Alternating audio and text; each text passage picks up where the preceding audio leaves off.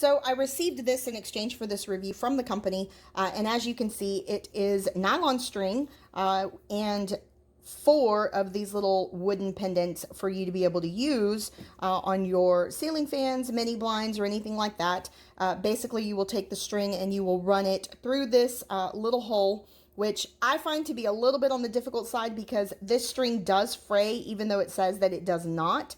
You can see there that it actually is a bit frayed. Now, what I would recommend, even though you're going to use a pair of scissors to cut it, it will still go ahead and fray, is just to take a lighter and burn that small tip just slightly.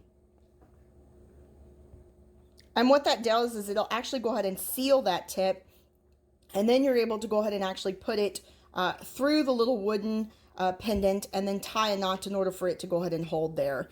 Now, again, you can use these on mini blinds. You can use them on any of the ceiling fans or anything like that. However, what I find nylon string to be very useful for is my garden. I really enjoy using this because it does not deteriorate as fast in the sunlight as compared to cotton. And so if you're needing something to hold up your green beans or to go ahead and actually string up your tomatoes or any of your other vegetables, I would definitely recommend nylon string.